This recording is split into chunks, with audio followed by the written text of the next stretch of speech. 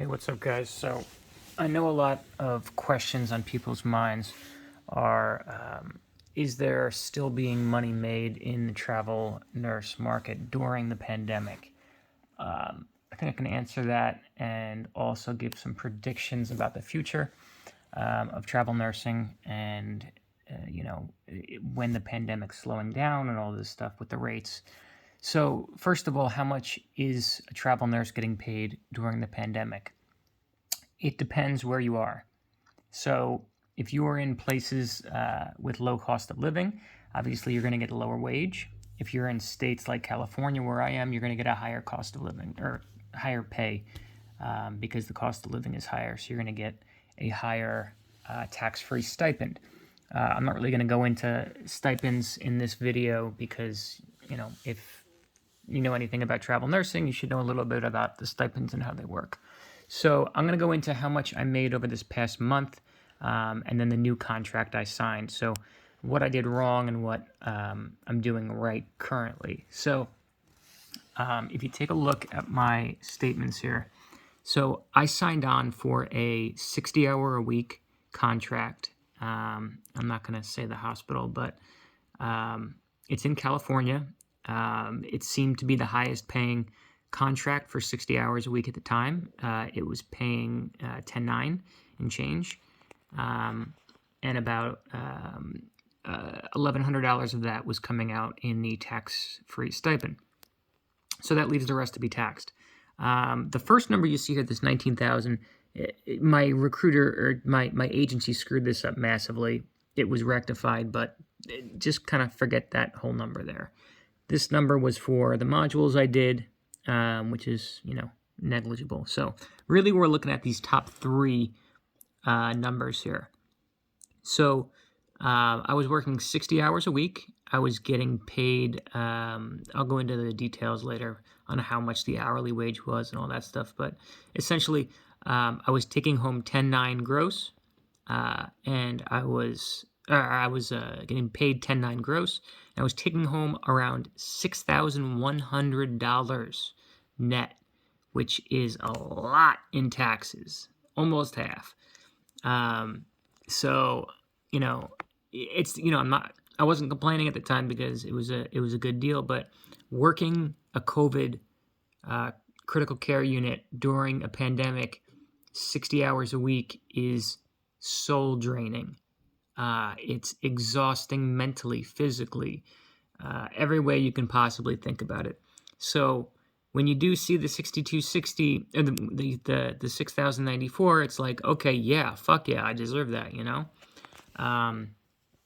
So I signed on for a month contract to see if I can handle it because 60 hours is not something I've ever done. I've only worked 3 days a week. Usually I pick up a day here and there, making it 4 days a week, and that's stretching it usually for me. So 5 days a week was a huge shock to my system. I was eating and sleeping hospital and COVID and just dead people, right? It is very, very mentally and physically exhausting, more mentally than anything because you're dealing with people who are, I'm not going to get into it in this video, but you're dealing with people who, as of now, have not gotten the vaccine for whatever reasons. You'll probably, what reasons they are. Ridiculous ones. So those are the kind of people you're treating and trying to help save their lives. At the same time, they're kind of rejecting all modern science while you're trying to do it. So that just adds a little extra layer of mental exhaustion on top of what you're already dealing with. So the 60 hours a week was pretty much a living hell. So I definitely thought I deserved the $6,000 and then some, So it's a little disheartening to see that 10.9 number go to 6, but it is what it is. So they asked me to extend for another 60 hours, and I said, hell no, I'm not doing that, but I will go down to 3 days a week. What can you give me for 3 days a week? So we landed on the 69 number. Nope, not funny. So 6,940 gross.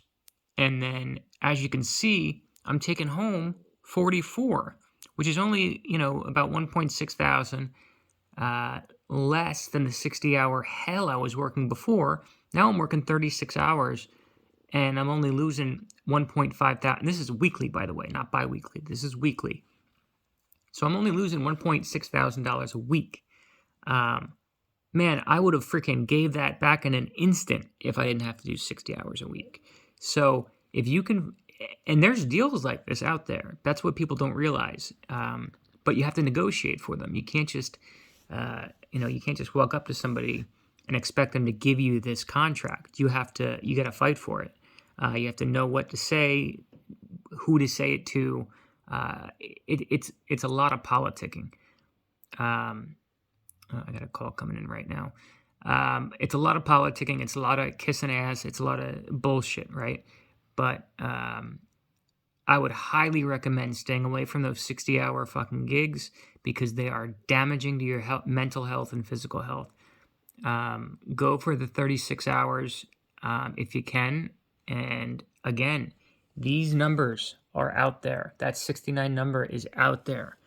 You just got to look for it. And again, I'm a big proponent of working in California. They have mandated nurse-patient ratios. For anybody that doesn't know, that's the whole reason I've moved to California. I'm originally from New Jersey. I moved to California because of the ratios, of the working conditions. Every other state is abysmal compared to California. My worst day in California is I don't want to say my best day in any other state, but almost my best day in any other state. So there's a on my unit currently it's 4-1, right? So the max number of patients you can get with tele patients is 4 patients. Go to any other state and you're looking at 6, 7. Well, med surg is 6, 7. Tele 5, 6 patients. There's no limit. That's my point. They can give you as many patients as they want because there's no regulations. They're not going to get fined for doing so. In California, they have to have a break nurse. If you don't get your lunch and you say so, they're getting fined. So this is where regulation comes into play. So I will gladly take that tax hit, this tax hit right here, for my 3 breaks, my patient ratios, my safe nursing, so that I don't lose my license and and am on the hook for killing someone when it really wasn't my fault. It was the fault of administration for loading me up with too many patients, right? That's what you get when you come to California and be a nurse. So, as well as the high pay, too. Where are you going to find a take-home of $4,405 working on a med-surg tele floor 36 hours a week in any other state? You're not going to do it, trust me. California is the only place you're going to do it. And, you got to take a little bit of hit on the taxes. And again, you're taking that hit because you're living in a state where you're guaranteed breaks, you're guaranteed a relief nurse, you're guaranteed safe working conditions, right? Where you may not lose your license. Whereas you go to someplace like Florida and it's a crapshoot if they're going to, you're at the bottom of the totem pole here, I've witnessed nurses, where something wasn't their fault. Somebody falls because they have too many patients. They're in another patient's room, right? The bed alarm goes off. Somebody can't get there in time. You're on the hook. Oh, my computer's going. You're on the hook for that. So just be aware of that when you're looking at contracts in other states than California. So I just wanted to give an update on, how much the travel nurse world is making right now, how much is available, and people are taking contracts way lower than this. I mean, know your worth, and look for that if you can, look for that contract. They're out there. Message me. I'll send you my info so you can send your recruiter. Say, hey, look, this guy's making this much money on a 36-hour contract tele. Let's try and match it, or I'm going somewhere else. That's the play.